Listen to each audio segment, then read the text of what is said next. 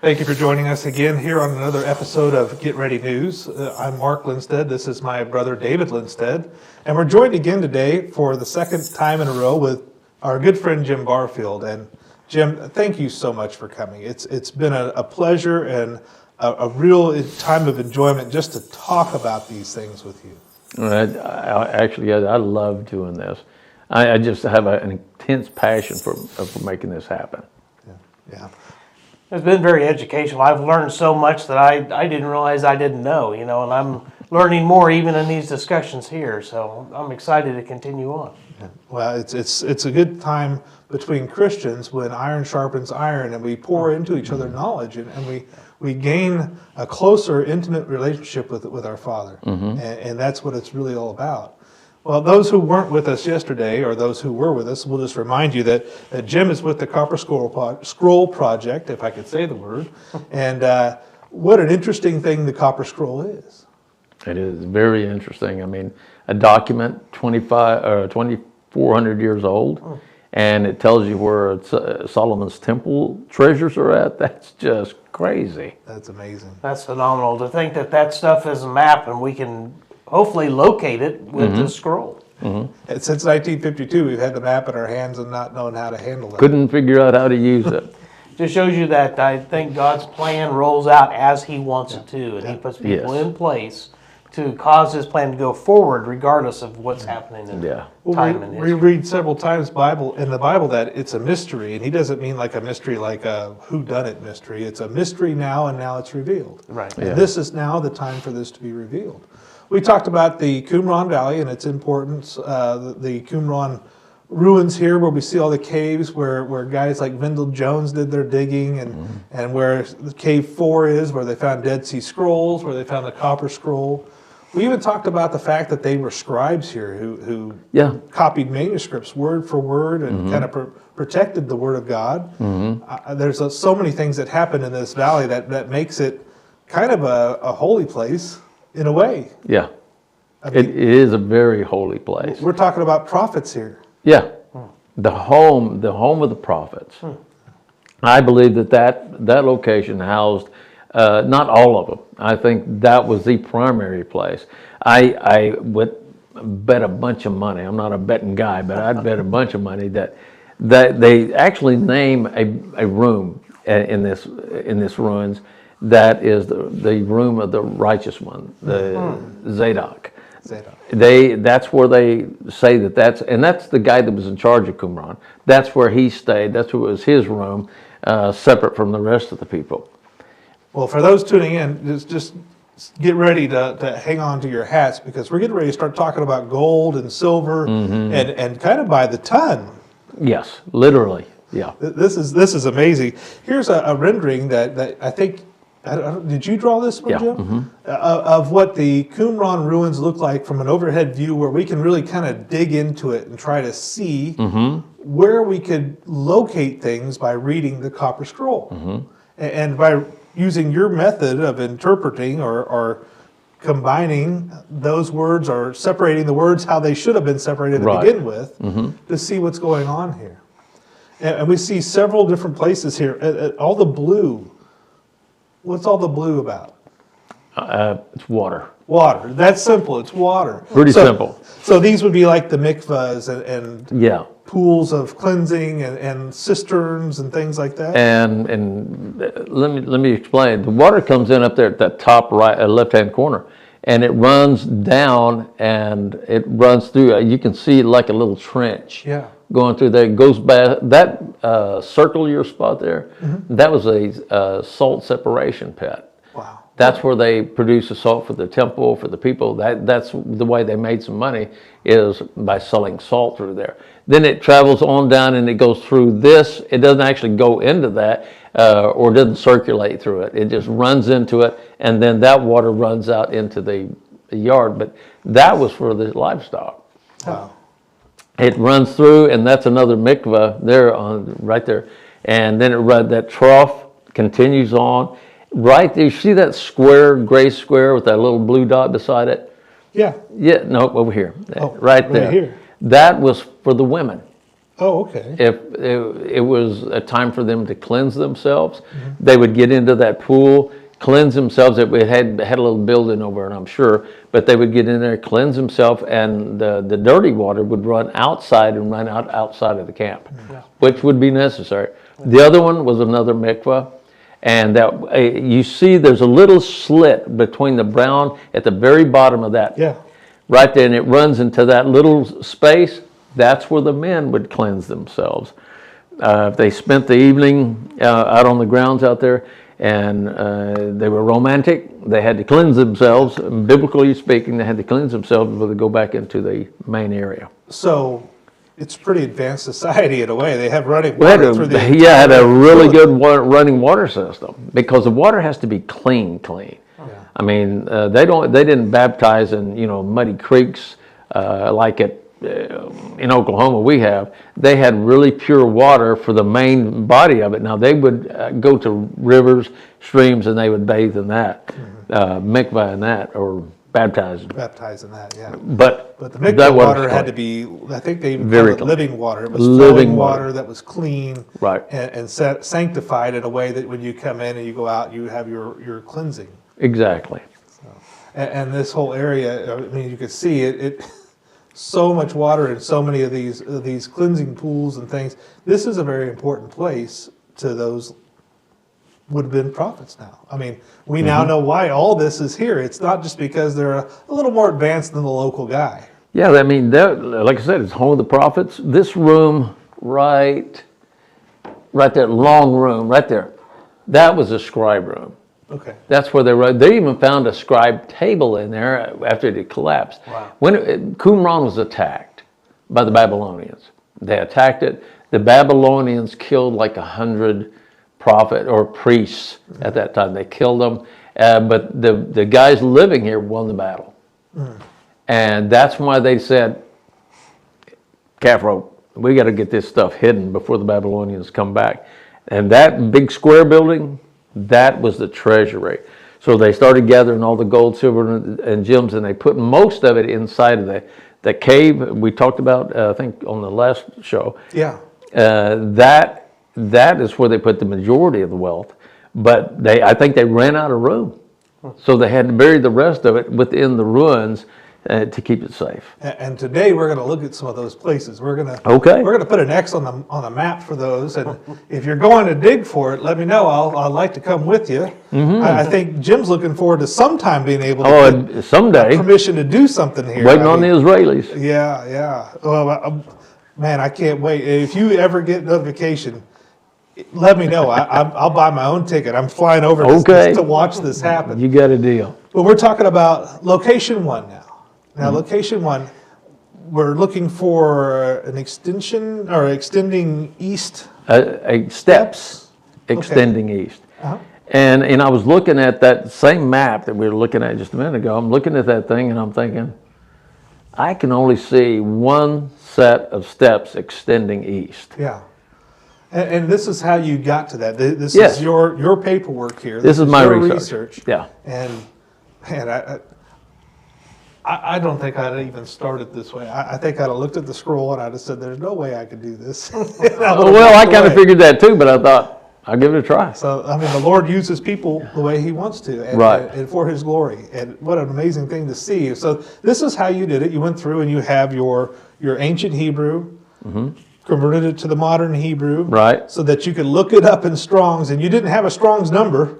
You actually had to go. Yeah, I had to find the word first, and then you assigned the Strong's number to it, so you could get to a definition.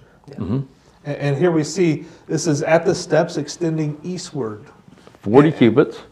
Say that again. 40 cubits long. Cubits. It says cubits 40, but oh yeah, different language. Well, English, we do it backwards. More so with this. Yeah. Because the words were scattered. They would mix them up, so it wouldn't make it real easy for these people to understand, whoever found it. Okay. And literally like that, it should have been 40 cubits long. 40 cubits long are silver service vessels weighing 17 talents. Wow. What is a talent exactly?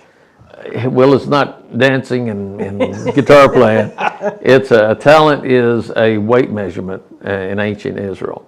And I think it's used in other places as well, but a talent can weigh as much as 75 pounds and I think as small as 40 pounds, I don't know, somewhere there. There's different ones. We're going by the heaviest amount because this is storage material. Yeah. This is wholly pure silver and gold, so the talents I think are much bigger, so they could store more of it. So 17 times 75 then is what we're talking about Yeah. weight-wise. Wow. Which is a lot. And these are silver service vessels. That's a lot of vessels, or that's very thick made vessels. Yeah, it's a lot of vessels. Yeah. Now you could take a 1 ounce, let's say 10 ounces, 10 ounces of silver, and make it into a bowl.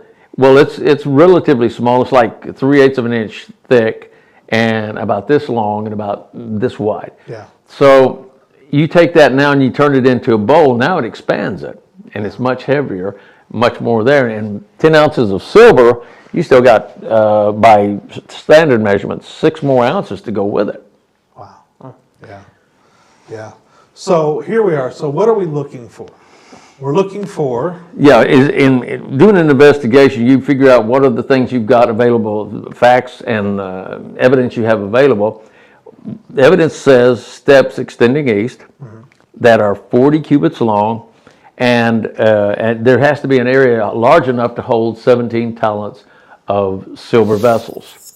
So those are the main things that I was looking for whenever roughly 1,300 pounds of silver. it was a lot. Yeah, roughly 1,300 pounds of silver. That's a bunch of Let's silver. not gloss over that. That's Yeah. silver may be cheap compared to gold, but 1,300 pounds of silver isn't very cheap. No. By today's standards, even, that's not cheap. It's crazy. So you come back here and you look at this map and you're looking for eastward extending steps. Yeah, and now this is north, south, east, and west, so east is going to be that way, so the steps have to be extending that direction. That's the only, look at the map, that's the only set of steps that are extending Yeah, east. there's only one set going this way. Yeah. Wow. So when you look at that and then you start to say, okay, I checked the box, I found the first thing. So now what are you looking for? We're looking for it to be 40 cubits long. And we look at this thing and you got it measured out here. In fact, I think there's a scientific drawing of this done. Yep, there is one done of it. I got it from Yitzhak Morgan and Yuval Pele, got a research that they did, and I took that picture. Matter of fact, I showed my research to those two gentlemen, and they both recognized, they're poking each other, look, that's our work. They had just released it Oh, wow. like a month, 2 months prior. Perfect timing for me, so that I had it available to be able to figure this out. So here we are, we're looking at these eastward extending steps. They're 40 cubits long, and you got a big red dot here.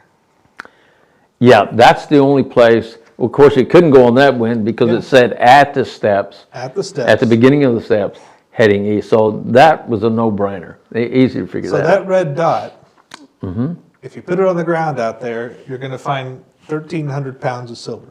Supposedly about 12 feet below there, it's like, I think they dug 12 feet and they 7 cubits, and then they stacked all this stuff in there. So actually, let's say it's 4 feet high. Yeah. That's only 8 feet deep. I mean, it's still deep, Right. but you see my point. Wow. Well, oh yeah, here's the drawing that they had done, and it comes out to I think you said less than a finger width off. Yeah. From being exactly 40. Now cubits. you're talking. Let's see, 19.5 meters. That's quite a ways. That's only 60 feet? Yeah. Approximately, 60 feet, and 19.2 inches to a cubit. Did the math on it for 39.98 cubits. Wow. About the width of my finger. That's probably better than some Ridiculous. of today's standards. Yeah, and it was amazing from this end to that end, 40 cubits. Now, Dave, when you were in Israel with me in 2009, does this look familiar to you at all? Somewhat. Dead Sea in the foreground there. You got the steps. These are the 40 cubits of steps here, right? Yeah, starting with that step, running that direction. And then now there's a wooden walkway over this. Covering it completely. So, and I've been there, I don't know, 12 times. I can't tell you now how many times I've been there. We stood over this spot right here and had no idea that there more than likely is 1,300 pounds of silver buried here. Very valuable silver. I mean, it's like you take the provenance, the story behind a bowl, really adds to the value, especially if it belonged to Abraham Lincoln. But now you go all the way back to the Moses time frame, even King Solomon time frame. You've got an incredibly valuable artifact, and there's hundreds of thousands of them at this location. Well, one of the things I would like, as you talked earlier in our earlier episode, you're not a treasure hunter. You're not looking to get rich off of this. No. And one of the things I want to say is that, these things are all set aside for the temple. Mm-hmm. All this gold, all these gemstones, the ephods, whatever else is buried here is set aside for the temple. And I think that just like the hand on the wall, as soon as they used those for perverse things, there was a problem. Mm-hmm. God said, I'm done with you. You're over. Mm-hmm. And I really fear if anyone was to ever say, well, I'm going to come dig this up and it's going to be my treasure and I'm going to take it home, I'd say be leery of that because the Lord will reclaim what is his and what is the dowry of his bride. Exactly. And it will be used for the temple whether you like it or not. So I think that's something to be said here. We're not looking to make money off of this. We're looking to share the Word of God, to share our Father, to share Jesus with people by bringing attention to this stuff. And I think it's really important to talk about. Now, I would like for this phrase of 90 talents of polished gold to be talked about, 900 to be talked about in reference to my garage. In reference you size or to buy you a new garage? I'd like for them to find this in my garage. Oh my goodness. Yeah. Location number 2 we're going to talk about here. It's 900 talents. I can't even get my 900 just seems like so much. I can't even talk about it. Doesn't compute. 900 talents. So that's a little bit of money. That's a little bit of money. In fact, I think we've got a representation of what that would look like. Yeah, you could park this in my garage. It's okay. It'd take a few days to get that done. Wow, what a stack of gold. It's incredible. And I know from I really enjoy coins and things, and I know it talks about polished gold. Yep. And when you find polished gold, even in the ocean, it's still polished gold. Still polished gold. So you're going to walk in there. There may be a little dust on this. Yeah. It's going to be beautiful mirrored shiny gold. Yep. 900 talents. That's approximately. A little bit. Because I don't remember when I made this, but the gold prices were considerably down. And anybody in the audience can go, look online at the current spot price of gold. Well, we're at thousands, hundred thousands, millions, billions with a B. Billions, yeah. In a gold storage. Yep. So 1.5 billion to maybe 2 billion by now, huh? Yeah. Last I checked, it was about 1.5, and it's gone up. And Jim's going to tell you where it is. Grab your shovels and spoons and get after it. I'm ready for it. Let's go. Amen. So here's your work on this, and you did some translation here, and you say from what you've done here, you think you can tell us where it is. Yeah, if I'm correct, I know exactly where it's at.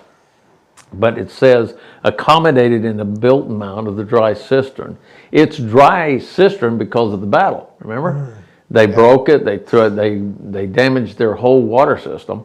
And then it says, in the dry cistern there is gold, in the dry fountain of the great ruined courtyard. The great courtyard, the courtyard Haggadol, it's the largest. There's 2 courtyards at Qumran.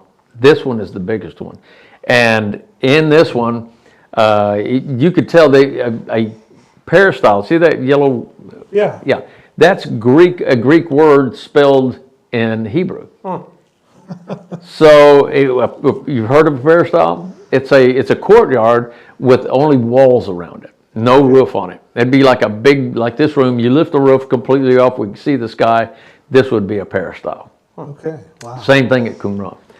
But a great ruined courtyard of the peristyle, and the soft mire, that's mud. It's mud because they broke the cistern. Now it's drained down, the water's gone, and it's turned to mud. In front of the highest opening are 900 talents. Wow. Unbelievable that that could just be sitting there all these years waiting to be found for a time as this. Yeah, well, and it's like Esther. You think, as her uncle said, it's for such a time as this. Yeah. And this is all coming about as we see the convergence of what I would say the end times coming fairly quickly upon us. We talked about how evil things are now, and it said it'd be just like in the days of Noah, that men would be so evil, even their imaginations would be evil. And Lots of demonic activity, all sorts of things are getting ramped Well, let's up. see. Let's match those up. We're getting all down to the number. we're checking a lot of boxes on this. Now's the time, as far as I'm concerned. So you're using your estimate, your investigating techniques here, and you're saying, what are we looking for? We're looking for Dry cistern, fountain, mud. There's no mud there. It's all dried up now, Yeah. but there was mud. Highest opening at Qumran, and a large enclosed courtyard. Well, let's go back to the map here. Largest courtyard. Here's the second courtyard that they have. It's considerably smaller, but that is the extreme north end of Qumran. That water flows in here. Well, it's dry. That area, of course, was mud at that time, so they had to dig through the mud to be able to bury these 100 talents or 900 talents of gold. All the evidence you need is right there in front of you. And it matches up with Jerusalem incredibly well. How many times have I walked past that? Well, I knew what I was looking for when I walked past it. So I like a lot. this view. This Yeah. is a good view. This is where that inlet is. So we're coming from when we look at the north view. Here's the spring coming in, and here's where you believe the Copper Scroll says this 900 gold, talents. $1 billion worth of gold. Yeah, $1.5 billion, close to $2 billion, I think, by now. Lots. X marks the spot. Oh, it's a circle. I'm sorry. Circles make the spot on this one. But yeah, that's a pretty big area. It's actually bigger than what it looks on this picture. You said you have a friend that every time he goes over there, he tries to. He gets in the shuffle a middle of little that dirt and he off. does a twist, so he's grinding into the dirt, trying to see what's down Sooner there. or later, we'll get down to the spot we need. He's got a long way to go. I don't think he's going to make it before that we're out of Is here. this one also 7 cubits down? Yeah. Yeah. Just about every one of them, there's a few of them that are not. Okay. It's pretty standard measurement, 7 cubits. Now, this is where it gets exciting. This isn't your team, but this is a team using a metal detection system that you actually took Yeah, this is the to same. Qumran. Yeah. And if had I done it by myself, it'd been incredibly illegal. Yeah. You're not supposed to have shovels in your car. You're not supposed to have metal detectors in your car because Israel is full of treasure. And I respect that. I mean, that's their property. I'm on their backyard. I'm going to play by their rules. Absolutely. But with this thing, it penetrates down to at least 50 feet. Wow. And the deepest I need to go is 12 feet. Right. And guys, this thing worked pretty well. I think I heard you at one time say that you had buried 30 pounds of silver in your front yard just to see what the... Well, it didn't bury it, but I set it out in my front yard. Well, I was going to go to your yard and look for that. No, it's locked away, I promise you by now. But it's the readings that you got from that Yeah. show you exactly how big these readings are Yeah. comparative.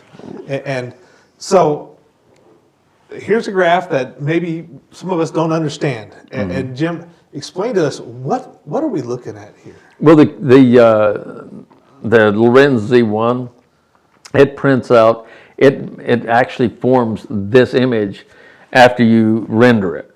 You have to render the doggone thing first. But each one of these things protruding from the document, or supposedly protruding from the document, blue equals non-ferrous metals, which is gold, copper, aluminum, you know, all the more valuable metals.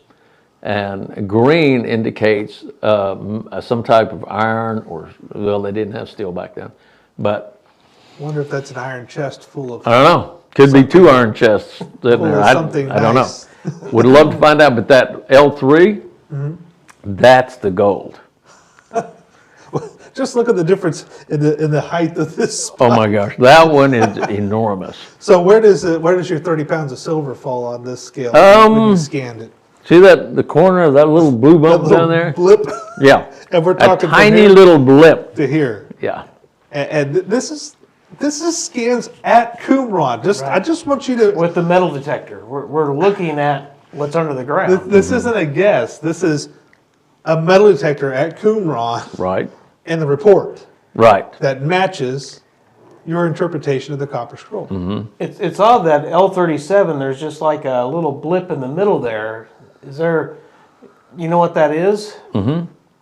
L37, it says, I'm going to paraphrase, it says this, it's to be used at the appointed time.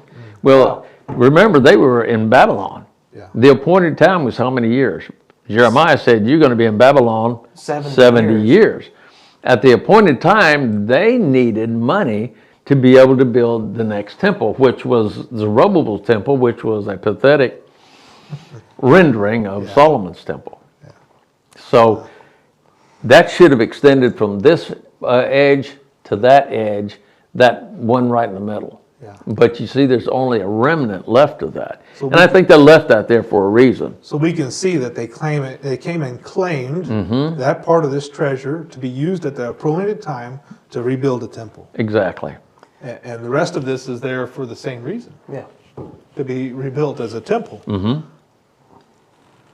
This is, let's see, we're talking about the Z1 here, and it talks about the red and the orange and the blue, the difference in the metals, and the green being ferrous, and just some other details about how that scan works. But I'm still trying to get my mind around the fact that you were able to metal detect at Qumran. Well, I wouldn't have been able to metal detect at Qumran, but I was invited to meet a gentleman in New York. His name was Moshe Feiglin. He was running for the Knesset and actually won. He was the deputy speaker of the Knesset. He went with me. He heard about me, and he said, Jim, you tell me when you're coming. I will take you out there and we will scan it. I'll run the machine so nobody will get in trouble because I have diplomatic immunity. That's how we did this. When he saw the results, what did he say? Well, I wasn't with him, but I heard he was pretty excited. Overjoyed, I would assume. Yeah. Wow, I just, that picture again, that's a lot of gold. Yep. Well, thanks for joining us today. We're hoping to have Jim back for another episode or two here. And like I said, we're going to run these consecutive day by day because we don't want you to wait too long to get this information. So join us tomorrow. We'll have another episode for you. Thank you.